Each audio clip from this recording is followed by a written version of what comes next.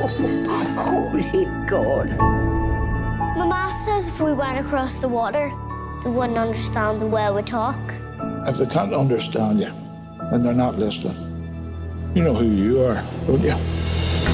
Your buddy from Belfast, where everybody knows you. Hey, buddy! Your ma's calling you! Yes! Clint Drieberg here with Sir Kenneth Branagh and Dame Judi Dench. I've never been in the same Zoom with a sir and a dame. Thank you for your time, guys.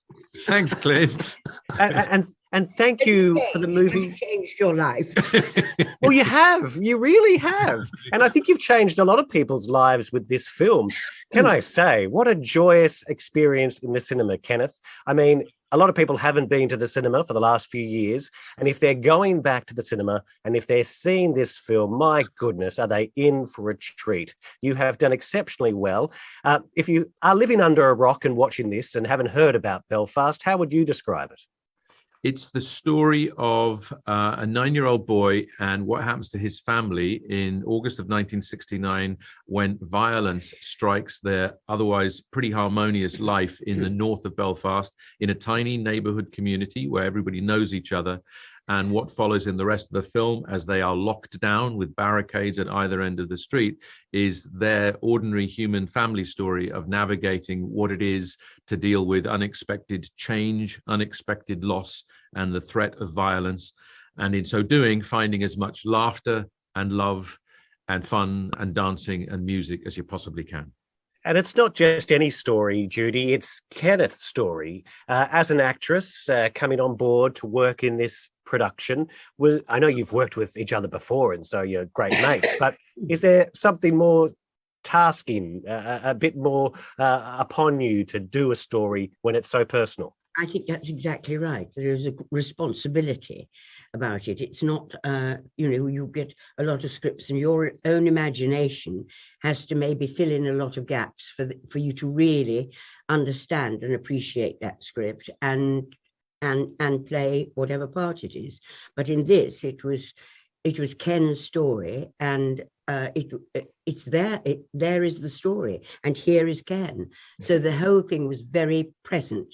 So if you ever had any questions to ask, or here is the person who you ask, because this is who the story is about. And it became, because of the time it was done in lockdown at the beginning, we were all taken incredible care of, and I think, and tested and kept at distances. But I think because of that, we became very, very much, and of course, because of Ken, we became a family. We created and became a family very, very quickly.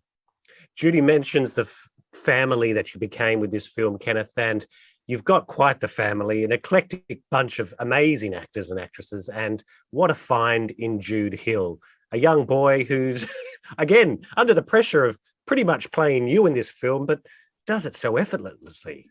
Yeah, he managed to navigate an audition process where 300 other boys had submitted self-tapes. He went through 5 or 6 rounds, eventually met with me and improvised with his brother, played by Lewis McCaskey. And then he maintained the capacity to listen. We knew that so much of his performance would be played on his reaction, and his ability to, as Judi says, to be present and to not just be preparing the next thing you want to say, but actually listening live to the person, allowed us to see the story of this boy's emotional life sort of written on his features.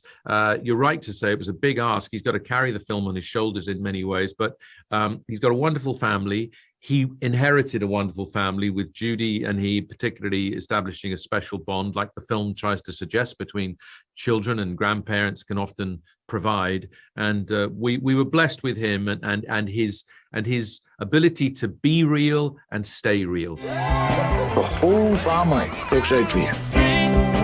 Be good, son. If you can't be good, Be careful.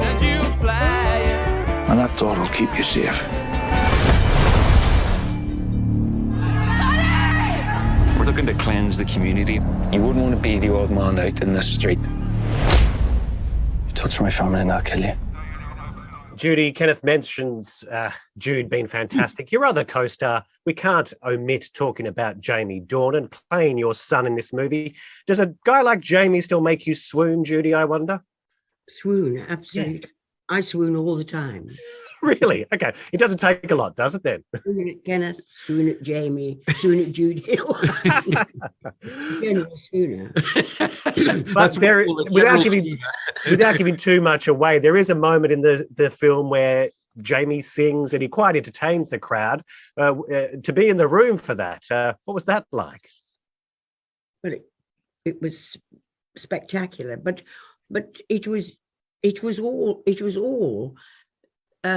It sounds rather cliche to say it. It was memorable to do. The film was memorable for all sorts of reasons, and it was, that set was built. We weren't in Belfast. That set was built, but it actually became a real place, and I think we became a very real family.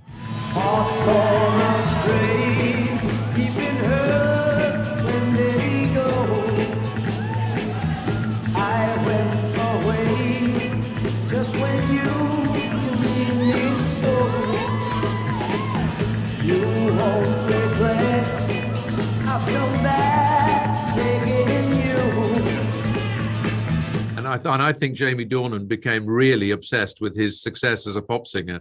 And I think that now you may have seen the last of his movies, I think, because as far as I'm concerned, he's on tour with a brass section, a backing track, and a fine pair of tonsils. And there's an album coming out soon. Dame Judi Dench, Sir Kenneth Branagh, thank you so much. And Judy, can I compliment you on your Irish accent too? Fantastic Belfast accent you have. I'm not from around here, I'm an Aussie. If I could try and do your Irish accent, I would love to, but you did amazingly. Better. Thanks, Oh, lovely, thank you. Nice to meet you both. Bye-bye. Thank you very much. Go now. Don't look back.